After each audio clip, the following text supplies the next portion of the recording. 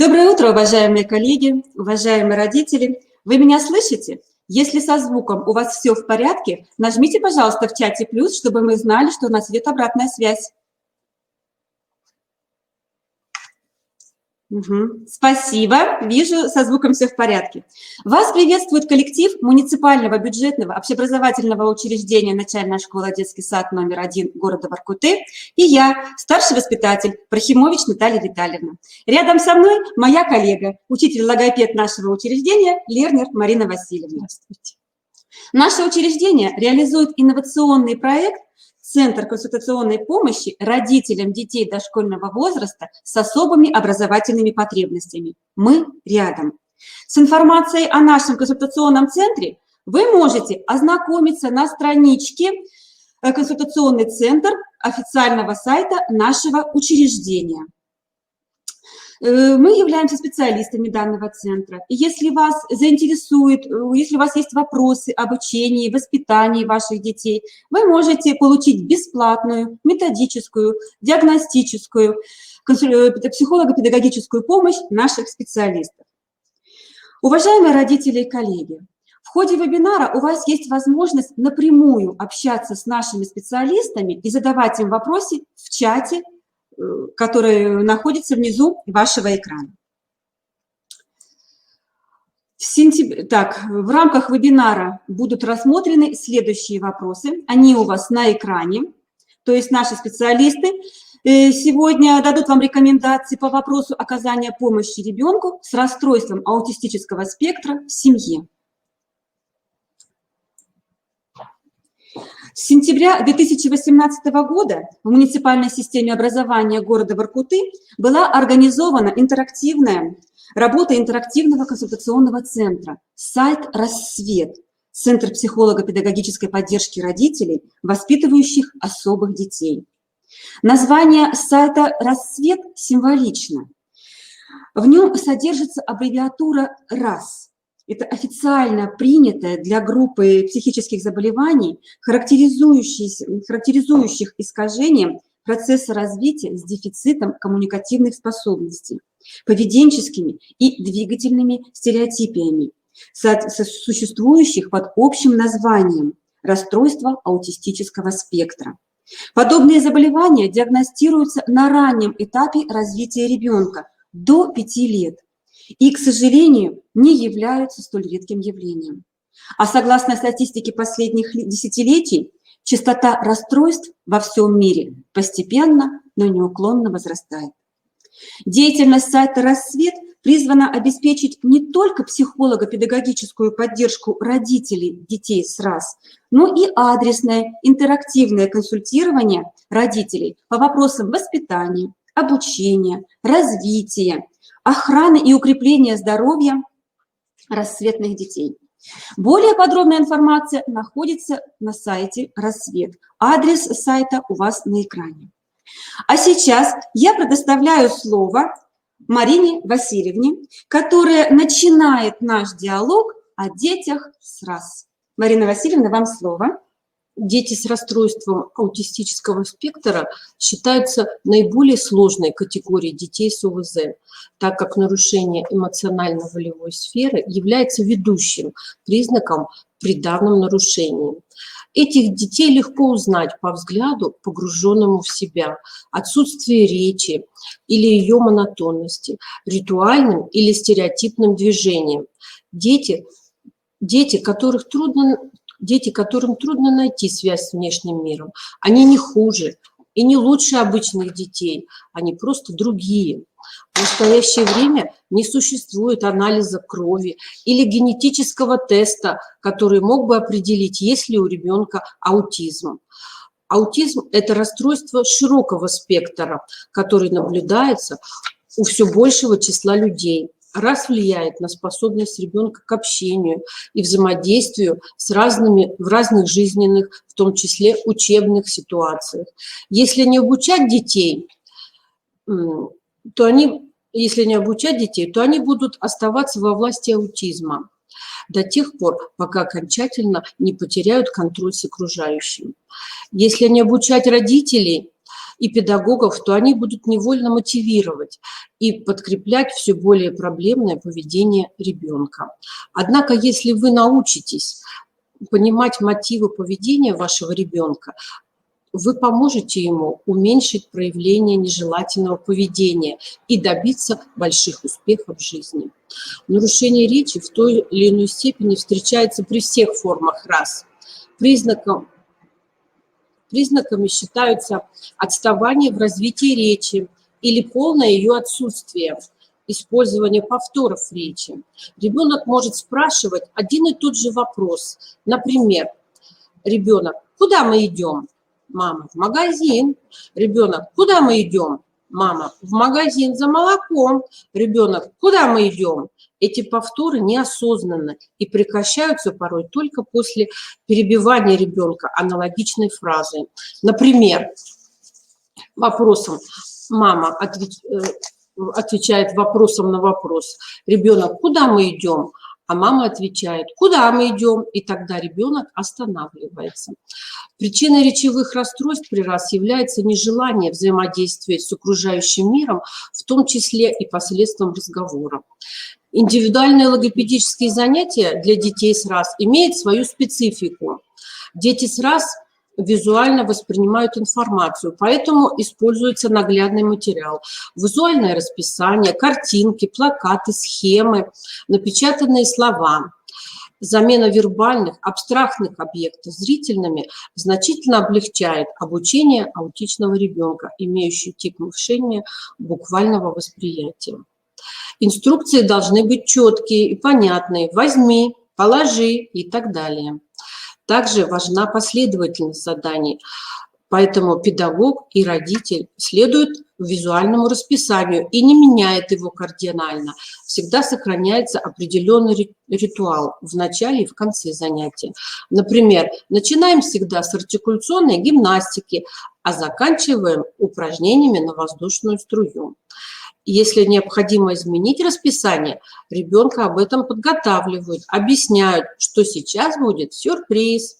Детям с РАС трудно мотивироваться сидеть за столом, поэтому используется поощрение на стимуляцию сенсорных ощущений, музыкальные игрушки, мыльные пузыри, занятия с использованием компьютерных презентаций, логопедические игры, смарт-столы, система EduPlay.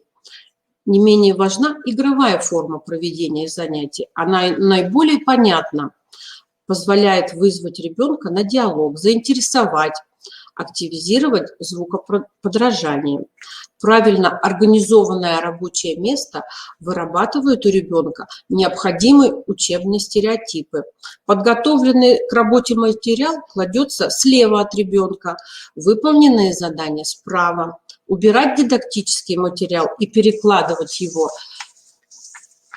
на правую сторону стола ребенок должен самостоятельно или с незначительной помощью. Предлагаю вашему вниманию видеоролик, при просмотре которого вы сможете узнать ответы на вопросы, наиболее часто задаваемые родителями.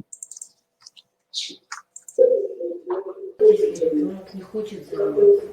Когда у ребенка имеется ярко выраженная отрицательная реакция на занятия за столом, лучше сначала раскладывать приготовленные мозаику, пазлы, игрушки или картинки там, где он чувствует себя комфортно, на полу или на диване. А картинку или игрушку, на которую ребенок обратил внимание, нужно переложить на стол и как бы забыть о ней.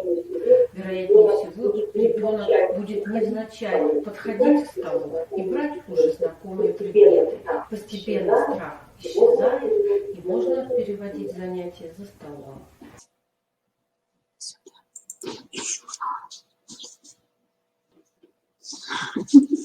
Извините, техническая неполадка. Спасибо, Марина Васильевна. Уважаемые коллеги и родители, если у вас есть вопросы, задавайте их, пожалуйста, в чате.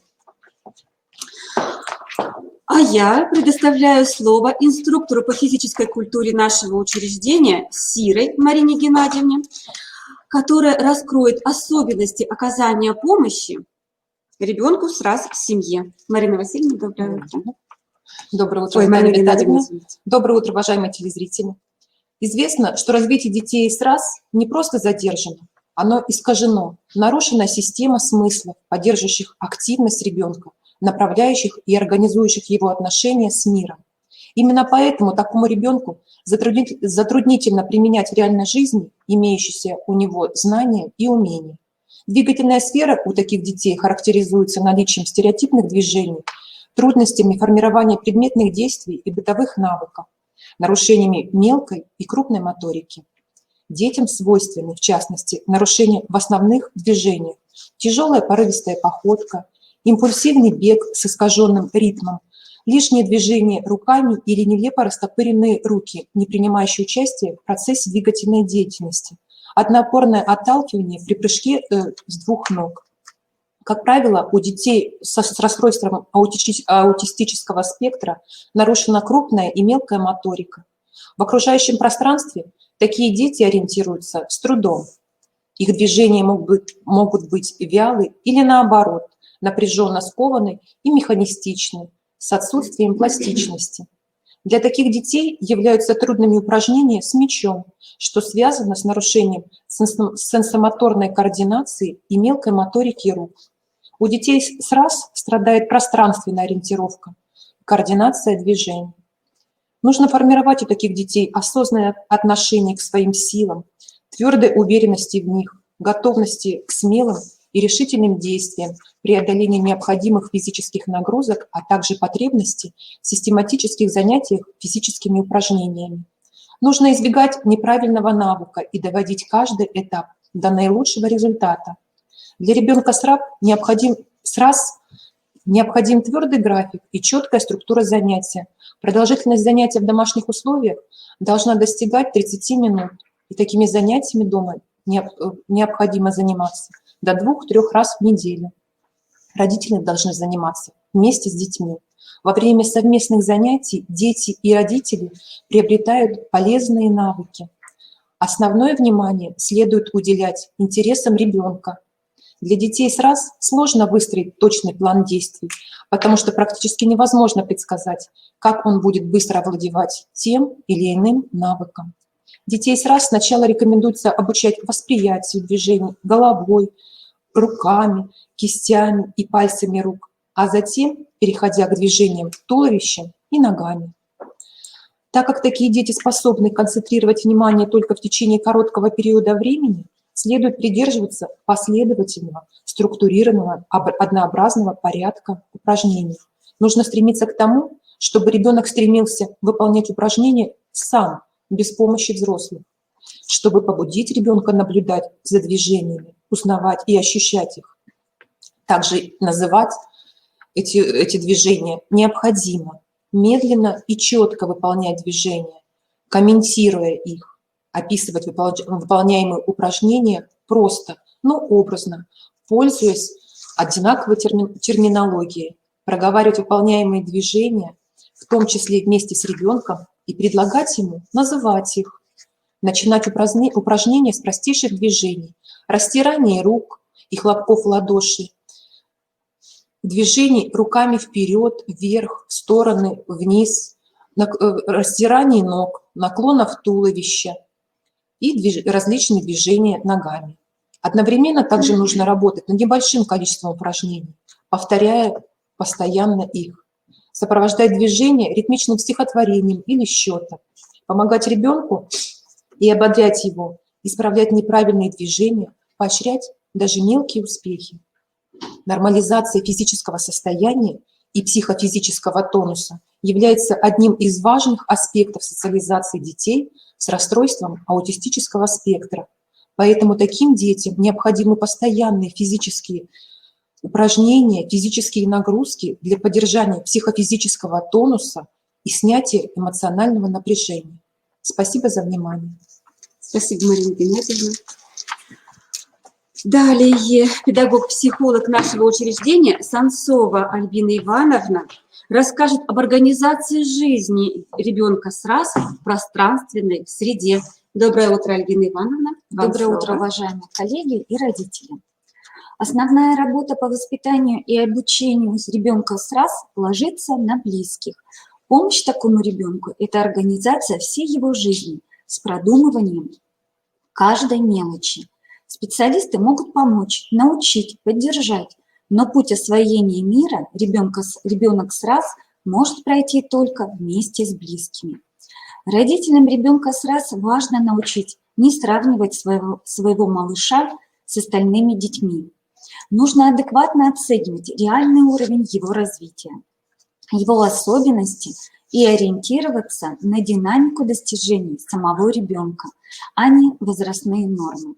Не стоит стремиться сделать его более удобным и внешне адекватным. Помните о том, что странное и неуправляемое поведение ребенка все же лучше полной отрешенности, ведь таким способом он уже пытается активно взаимодействовать с миром. К тому же всегда лучше, когда проблемы оказываются на поверхности. В этом случае понятно, над чем необходимо работать. И жизненное пространство ребенка с раз предоставляет прекрасную возможность для обучения. Для данного ребенка жизненное пространство требует особой заботы и специальной организации. Ведь ребенок очень раним, и это делает его беззащитным перед окружающим миром. Пространство, в котором он живет и развивается, приобретает особую терапевтическую значимость. По степени удаленности от места, где ребенок-дошкольник находится большую часть жизни, подразделяется следующим образом. Детская комната, квартира, ближайшая к дому территория. По виду деятельности ребенка пространство можно условно разграничить на бытовое, все, что касается усвоения навыков повседневной жизни, игровое, место для разнообразных игр, учебное, место для специальных развивающих занятий и ближайшее социальное окружение. Это лестничная клетка, где происходит общение с соседями, детская площадка, где ребенок вступает в общение с детьми, магазин, улица. Начнем издалека. Предлагаю вам рассмотреть пространство ближайшего социального окружения. Под ближайшим социальным окружением подразумевается территория за пределами квартиры, которая рассматривается в первую очередь в социальном аспекте. Так, на лестничной площадке для нас важны соседи и встреча с ними, на детской площадке контакты с детьми, в магазине общение с продавцами и покупателями. Кроме возможности общения, ближайшее социальное окружение – это территория, где ребенок знакомится с окружающим миром. Помните, что, покидая пределы квартиры, ребенок оказывается на вражеской территории, зачастую остро ощущая враждебность окружающего мира. И ребенку необходимо шаг за шагом осваивать пространство вокруг, постепенно избавляясь от страха и накапливая позитивный опыт. И чтобы ребенок обжил, принял в свое сознание еще кусочек мира, необходимо прежде всего выявить негативные эмоции и страхи, связанные с определенными местами, предметами и людьми. Так, если ребенок боится машин, он никогда не будет себя чувствовать комфортно и безопасно на улице. Что же важно учесть? Во-первых, постарайтесь связать с данным местом переживания разнообразных положительных эмоций. Например, если вы знаете, что ребенок обожает кататься на велосипеде или самокате, не ленитесь брать их с собой на прогулку. А если ребенок испытывает особый интерес к бутылкам, не запрещайте играть с найденными на улице бутылками, даже если они грязные. Во-вторых, помогайте ребенку в случаях затруднений во взаимодействии с другими детьми и взрослыми. Не забывайте, что самые серьезные трудности ребенка находятся именно в сфере общения с людьми. Например, если малыш решил подойти к другому ребенку, но после этого застыл, не умея обратиться, не зная, что же делать дальше, не упустите этот момент. Быстро подойдите и озвучьте его намерение. Поприветствуйте другого малыша и спросите, как его зовут, и представьте вашего. Помогите своей рукой протянуть ручку новому знакомому, предложите ему игрушку. Делайте это все от имени вашего ребенка, словно слившись с ним в единое целое. «Привет, как тебя зовут?» В этом месте попробуйте побудить вашего ребенка представиться. Если не получается, представьте его сами. А это Миша. Придумайте варианты продолжения контакта. Предложите поменяться игрушками, организуйте игру рядом.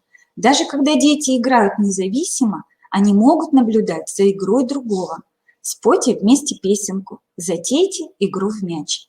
В-третьих, следует быть постоянно начеку и в случае возникновения трудной и опасной для ребенка ситуации защитить и подстраховать его. Помните, что присутствие вокруг чужих детей и взрослых может привести к возникновению непредсказуемых ситуаций. Но, например, если на улице к ребенку обратился чужой взрослый, порицая за неправильное поведение, что случается довольно часто, подойдите, но не вступая в дискуссию, не пытайтесь объяснить поведение вашего ребенка и его особенности, а постарайтесь быстро закончить разговор и увести ребенка. Помните, что ребенок обязательно отреагировал, даже если внешне остался невозмутимым. Если же реакция на замечание выражается очень бурно, например, он плачет или топает ногами, или с криками пинает велосипед, катаясь на котором не смотрит, куда едет, не мешайте ему. Дайте ему возможность выплеснуть все негативные эмоции. И лишь после этого тактично объясните, что же произошло и как возникновение данной ситуации можно избежать впредь. Если вы зашли в магазин, учите ребенка выбирать необходимое – продукты, хозяйственные товары, организуйте его общение с продавцом и поощряйте самостоятельные мелкие покупки. Дайте ребенку денежки, и пусть он сам купит себе конфет или пакетик сока у знакомого продавца. Это станет возможным, когда ребенок вполне освоится в этой ситуации. Гуляя, старайтесь разнообразить маршруты. Если ребенок противится выбору нового маршрута прогулки, не возражайте, а старайтесь расширить знания о знакомом пути. Обратите внимание на светофор, на перекрестке, объясните, что нужно сделать, когда горит зеленый свет или красный. Покажите, где расположен детский сад, загляните туда и понаблюдайте вместе, как играют детвора на прогулке. В следующий раз напомните: смотри-ка, автобусная остановка. Мы здесь с тобой садимся на автобус, едем в бассейн. Описывайте все, что вы видите по дороге. Причем это делайте многократно, даже если ребенок не обращает на эти описания внимания. Если ваш малыш достаточно подрос, берите его с собой, когда отправляетесь по делам, на почту, в банк или в аптеку. Часто мама оказывается вынуждена поступать именно так, потому что ребенок не отпускает ее от себя надолго. Вы можете попутно рассказывать ребенку, что такое почта, что делает почтальон, а можно написать вместе с ребенком и отправить письмо бабушке, а в аптеке купить вместе с ребенком для кукольной аптечки бинтик, вату и пластырь. И с помощью этих аксессуаров ребенок начнет дома лечить кукол. Не стесняйтесь повторяться и говорить само собой разумеющиеся вещи. Помните, что все это помогает ребенку усвоить многие аспекты социальной жизни. Перейдем сейчас к дальним прогулкам. Прогулки в дальний парк, в гости, вылазки в театр, посещение бассейна могут быть тяжелы для детей сраз и сопровождающих его близких, а порой даже невозможно. Удаляясь от знакомых мест, ребенок теряет уверенность и оказывается во власти страха и дискомфорта. Поэтому родители, решившиеся выйти в свет, должны чутко следить за состоянием ребенка, за его настроением.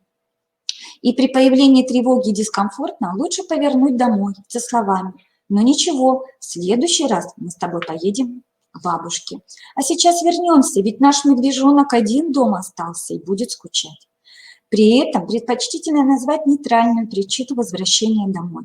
О страхе ребенка не говорите ни в коем случае. Однако прятаться дома от мира, хотя и более легкий путь, но он не дает ребенку возможности познавать мир во всем его многообразии.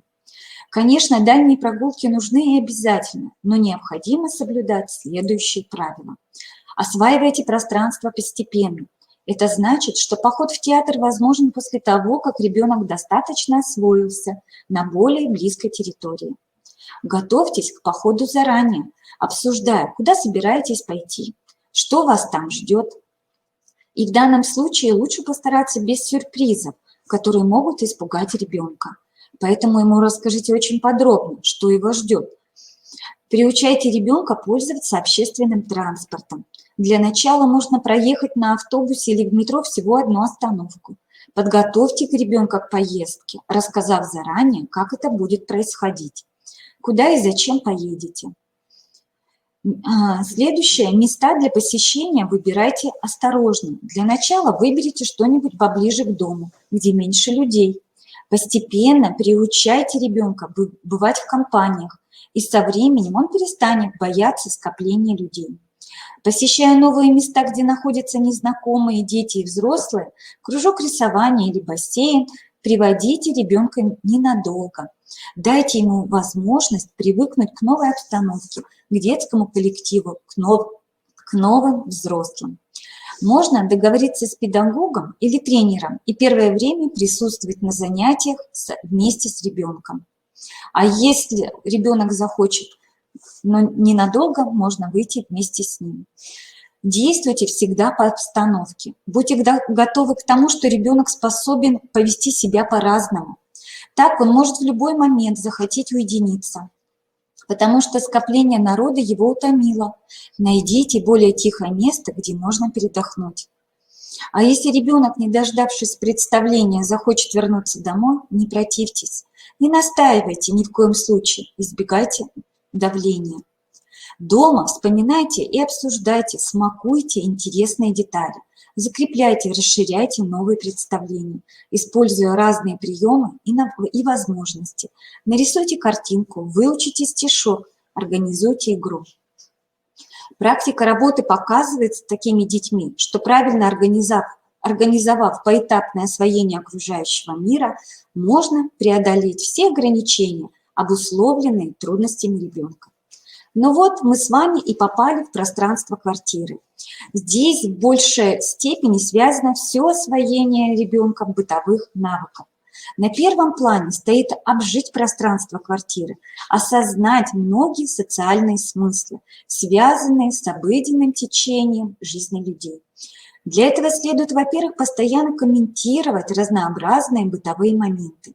Мы сейчас вернулись с прогулки, а руки-то у нас какие грязные. Давай пойдем их мыть. А где мы моем руки? Ну, конечно же, в ванной комнате. А что нужно взять? Вот оно мыло. Как оно приятно пахнет.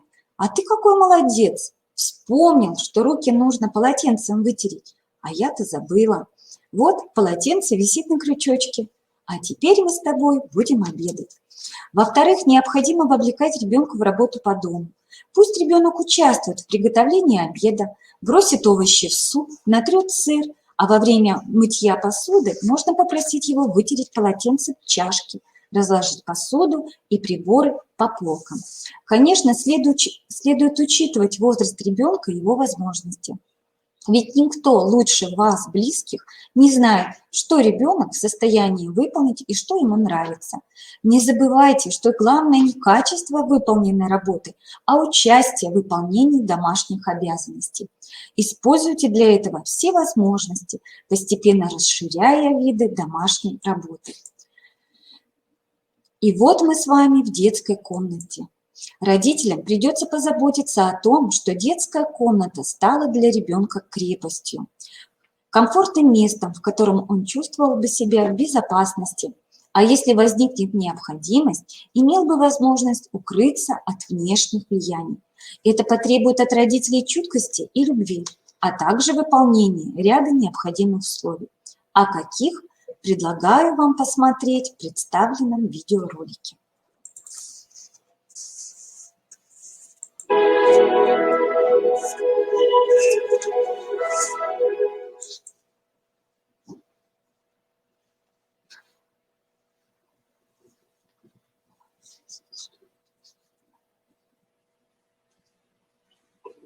Доброго времени суток всем, кто интересуется Доброго времени суток всем, кого заинтересовало это видео.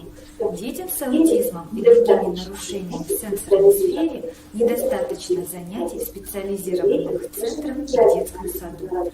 Родители должны обязательно организовать занятия дома, которые будут доступны ребенку в любой момент. Предлагаю рекомендации по обустройству детской комнаты для развития сенсомоторики. В случае аутизма целью такого обустройства является помощь в формировании простых адаптивных ответов как средство организации поведения. Обустроить благоприятную среду вполне возможно в комнате площадью 10-12 квадратных метров. Важно учитывать то, что в комнате должно быть как можно меньше мебели. Имеющиеся шкафы должны быть высотой до потолка или такие, чтобы можно было к ним перестроить антресоли для максимальной вместимости. Игрушки лучше хранить за закрывающимися дверцами или в больших ящиках. Письменный стол в детской комнате возможно заменить на складной стол. Вместо открытых полок и больших шкафов можно повесить гамак или поставить спортивную шведскую стенку. Компьютер, телевизор, музыкальные центры лучше поместить в другое помещение. В отделке помещений лучше использовать натуральные материалы вместо искусственных. Использовать спокойные пастельные тона для обоев, штор, постельного белья. Основные цвета в комнате должны соответствовать характеру вашего ребенка, так как они воздействуют на душу и тело. Для развития двигательной активности можно приобрести много больших подушек. Главное, чтобы они были однотонные. С ними поиграть. Ну, например, построить пирамидку. Посмотрите, какая красота. Также хороши и спортивные принадлежности. Например, мини-батут, который мягко кружит, небольшую горшу, а еще боксерскую грушу и перчатки. Также будут полезны несколько небольших матрасов, которые можно использовать как маты, как батут и как блоки для строительства домика. Но в домашних условиях маты можно заменить матрасом. Давайте посмотрим, что же из этого можно построить. Также должен быть и материал для строительства домика. Это могут быть простыни, прищепки, красивый мягкий домик. Давайте построим домик и посмотрим, что у нас получится. Ведь всем нам в детстве очень нравится. Нам в детстве очень нравился свой уголок А любви. еще здорово иметь бытового, А еще здорово иметь бытовой волшебный который в данном случае антистрессовый выполняет матрас, роль кресла. который в данном Но случае при одном выполняет роль кресла. Но при одном движении руки он превратится в матрас. Вот такое волшебство. Надеюсь, данные рекомендации помогут вам обустроить комнату вашего ребенка. До свидания. До новых встреч. Спасибо большое, Альбина Ивановна. Спасибо большое Было за очень внимание. интересно. А я представляю вашему вниманию рекомендации учителя-дефектолога Акимовой Ольги Владимировны по организации четкого распорядка дня. Ольга Владимировна, добрый день. Добрый. Здравствуйте, уважаемые слушатели. Жизнь ребенка в течение дня наполнена самыми разнообразными бытовыми ситуациями. При этом временная организация дня тесно переплетается с последовательной работой по формированию стереотипов поведения в быту. Так, каждое утро мы умываемся, чистим зубы, днем ходим гулять, ну и тому подобное. Поначалу ребенок не умеет осуществить эти действия сам, нуждается в обучении и помощи, но со временем навыки закрепляются и усложняются. Для ребенка сразу усвоение бытовых ритуалов сложно. Чтобы при формировании бытовых умений и навыков жизнь ребенка не превратилась в утомительное повторение одних и тех же неприятных для него действий, постарайтесь наполнить такое обучение чем-то, что ему нравится. Эмоциональный комментарий представит действие, требующее от ребенка серьезных усилий в привлекательном для него свете. Например, одеваемся, чтобы пойти в магазин за конфеткой. Или убираем посуду со стола, чтобы порисовать или полепить. Ну и тому подобное. При этом полезно использовать прибаутки, песенки, картинки. Со временем ребенок привыкнет, и они станут символизировать то или иное событие или действие. С этого момента пение знакомой песенки или показ любимой картинки поможет начать выполнять это действие. Организация четкого распорядка дня помогает в усвоении бытовых навыков. Со временем ребенок начинает осознавать, что пока он не оденется, на прогулку не пойдет, пока не помоет руки, не сядет за стол и так далее. Семейные привычки и традиции. Особенности семейного уклада оказывают непосредственное влияние на ребенка, на восприятие его окружающим миром. Жизнь семьи, ее привычки и традиции – это то, что хранит и бережет, и поддерживает ребенка, дает ему ощущение безопасности, дарит радость, общение с близкими, побуждает к дальнейшему познанию мира. Это те особые условия жизни малыша, его воспитания и развития, которые закладываются в психике, основу для всей последующей жизни. В семье ребенок получает первый опыт общения, учит договариваться с другими, разрешать конфликты. Ребенок беззащитен перед миром и людьми, не в состоянии самостоятельно адаптироваться в травмирующей ситуации, защитить себя. Поэтому, помимо специальной коррекционной работы, психическое развитие ребенка, успешности его социальной адаптации во многом зависит от состояния внутрисемейных отношений. И если эти отношения, в этих отношениях отсутствует доброжелательность, терпение, такт, есть большая опасность того, что ребенок замкнется и уйдет еще глубже в себя, и вытащить его из глубин аутизма в окружающий мир станет еще труднее. Значит, близким, особенно ребенка, нужно пересмотреть весь семейный уклад своих и стиль внутрисемейных отношений. Это подразумевает анализ всего происходящего внутри семьи и большую работу над собой. Обучение ребенка умению использовать приобретенные навыки в различных ситуациях.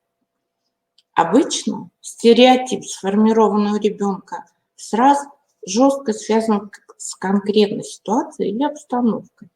Это лишает ребенка возможности использовать навык в других обстоятельствах. Так, малыш, который уже усвоил навыки опрятности, в гостях может не попроситься в туалет, откажется кушать в кафе, не захочет снять ботинки в чужой квартире.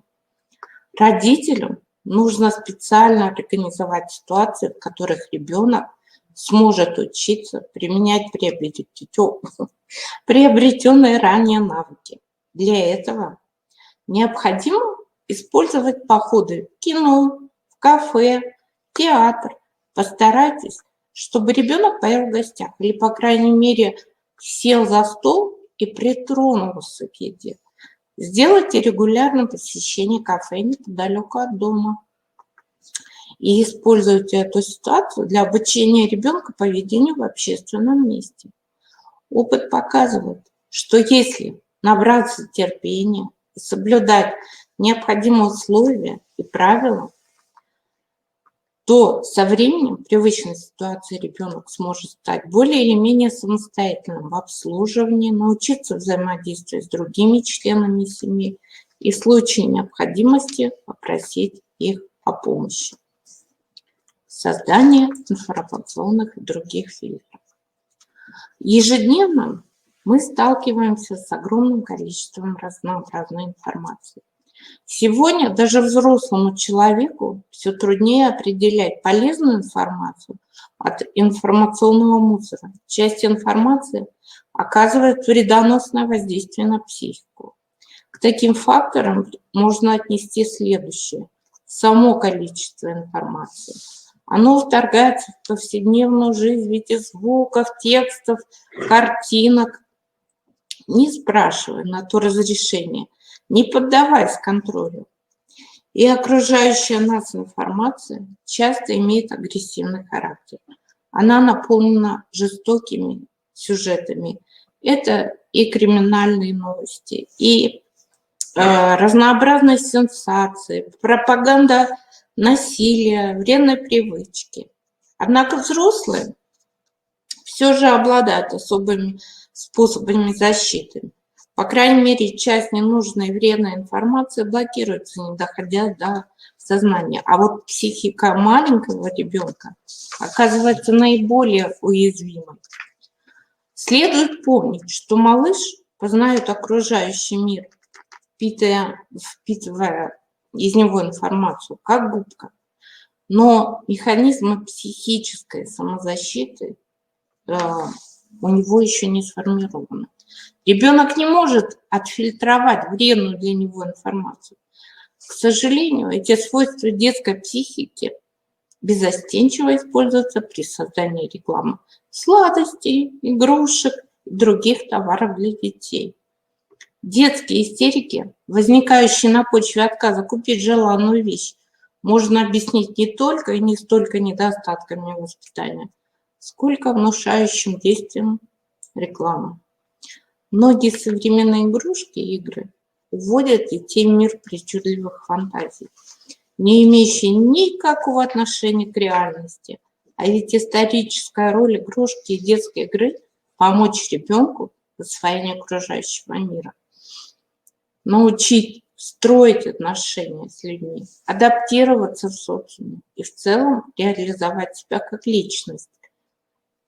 Вот влияние всех описанных процессов на ребенка сразу, с его искаженным развитием и особенно хрупкая психика, однозначно вредная. У ребенка любой увиденный сюжет, даже один кадр, может превратиться в новый страх. И еще советуем избегать общения с недоброжелательными людьми. Если у ребенка негативную реакцию или страх вызывает какой-либо из близких знакомых, советуем разобраться в причинах и для начала ограничить общение. Спасибо за внимание. Спасибо большое, Ольга Владимировна. Уважаемые родители, коллеги, если у вас возникли вопросы к Ольге Владимировне, задавайте, пожалуйста, в чате. Ольга Владимировна обязательно на них ответит. Спасибо. А я представляю слово Татьяне Григорьевне Тихоновой, учителю-логопеду, которая расскажет нам о том, как сформировать коммуникативные навыки у детей. Татьяна Григорьевна, вам слово. Здравствуйте. Я неоднократно слышала от взрослых такое рассуждение. Ну, кажется, все умеют общаться, кроме меня. Иногда даже завидую по-черному, когда вижу, что кто-то легко и непринужденно общается на любые темы. Как это у них получается? Ума не приложу. Мне хочется тоже вот так легко, непринужденно. Задумывались вы над тем, насколько вы общительны? Легко ли вступаете во взаимодействие с окружающими людьми? Если да, поставьте плюс в чате.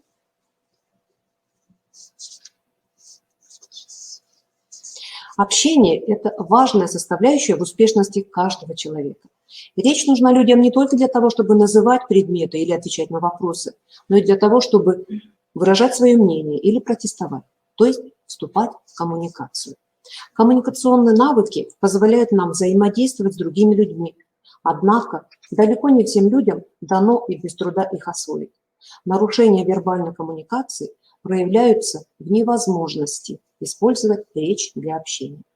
Уважаемые участники вебинара, если вы хотите познакомиться с приемами, которые помогут легко вызвать интерес у вашего собеседника, поставьте в чате плюс. Если тема эта вам не интересна, поставьте минус. Спасибо. Начну с самых первых базовых принципов успешной коммуникации, с которыми вы вполне возможно уже знакомы. но вы же знаете, что повторение не бывает лишним.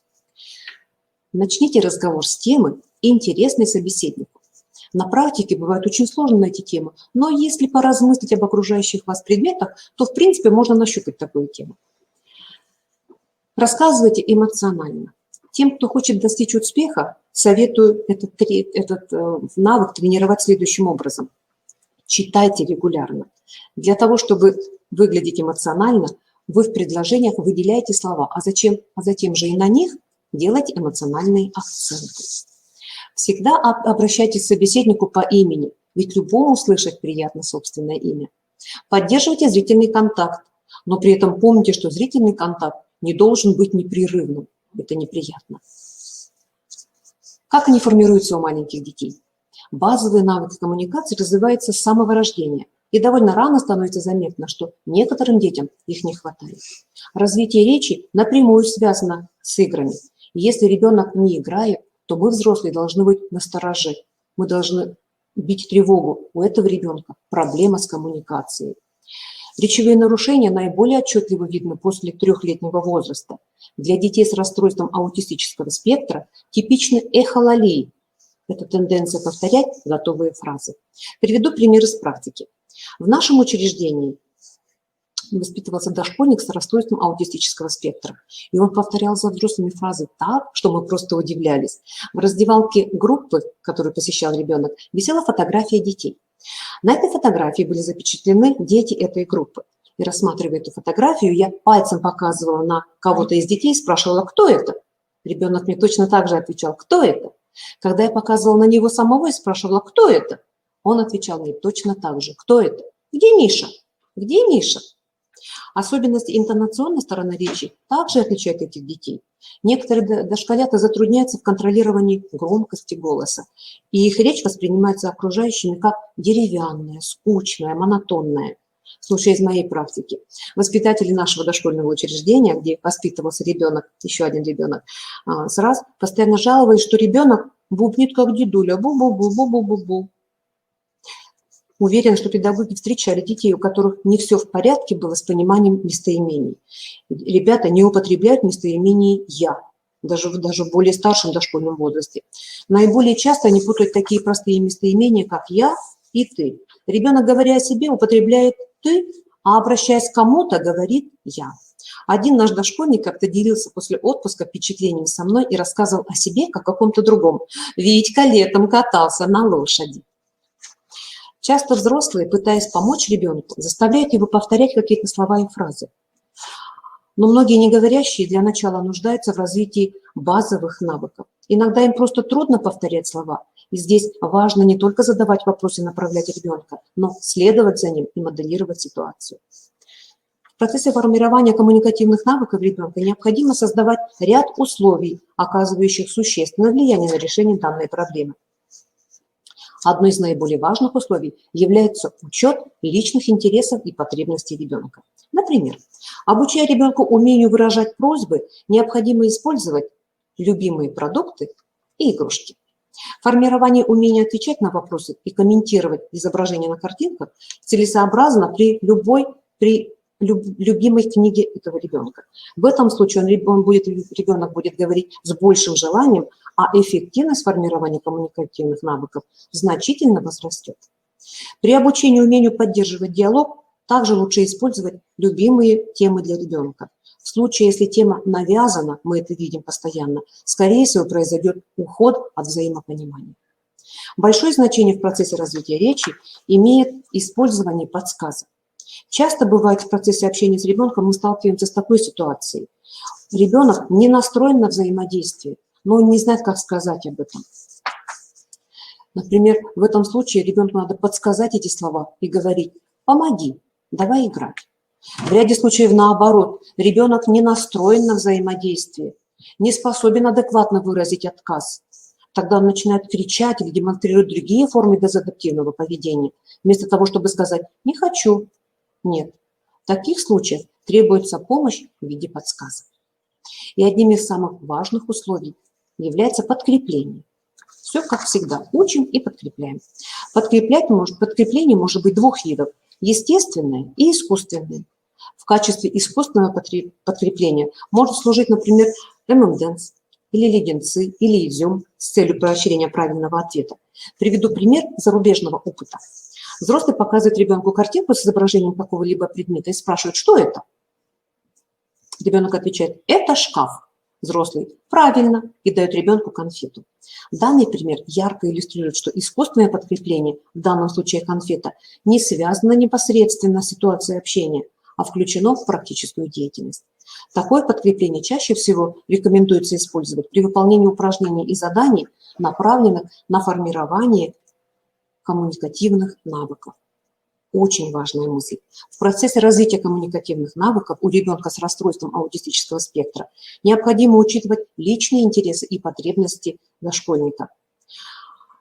Сейчас продемонстрирует видео, на котором будет видно, как проходит развитие по развитию речи у ребенка с РАС, и проходит он с учетом интересов ребенка. Данная консультация в полном виде размещена на сайте «Рассвет». Сейчас вам продемонстрирую только часть этой консультации. Пожалуйста.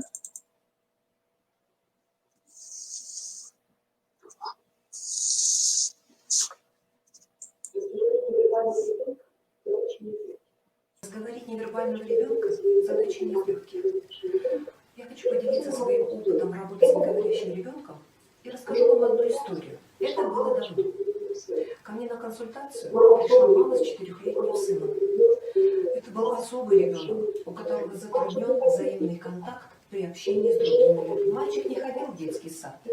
У него тяжело проходил период адаптации из-за негативной реакции на новые помещения – детский сад. На семейном совете было принято решение, что детский сад противопоказан малышу. Заниматься воспитанием ребенка будет дома. Родители беспокоило, что ребенок не говорит.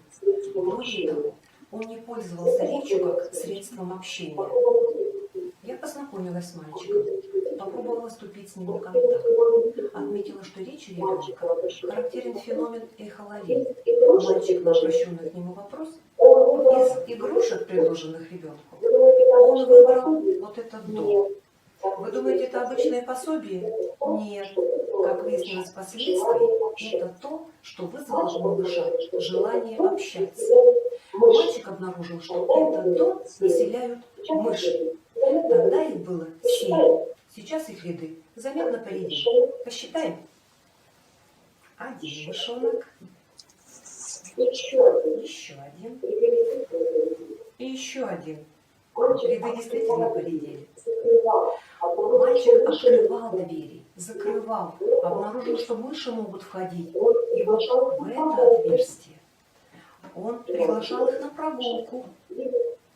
Открывал двери, быстро прятал, когда кричит, слышал «Мяу!» Маленький гость не хотел уходить из мышонка. И я подарила ему одного. Прошла неделя. Мама с бабушкой пришли на консультацию с одним единственным вопросом. Каким? Где купить дом с мышами? Мальчик играл с мышонком, садился с ним обедать и угощал его, и даже брал с собой на прогулку. Мальчик начал общаться с мышонком. Садись, ложись, идем кушать, спи.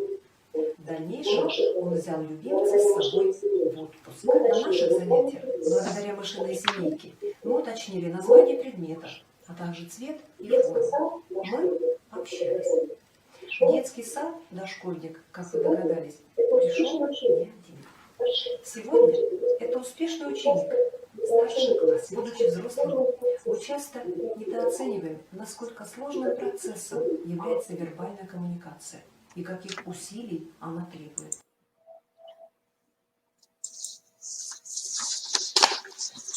Уважаемые родители, коллеги, наша встреча подошла к концу.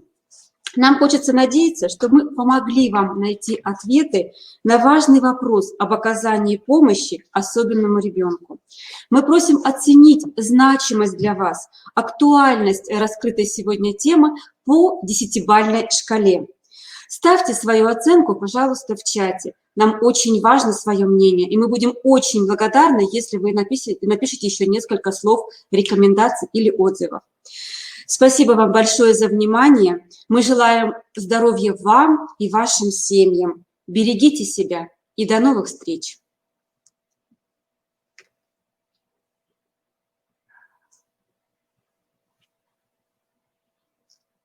Спасибо, коллеги, за столь высокую оценку. Очень приятно. И за комментарии. Спасибо огромное.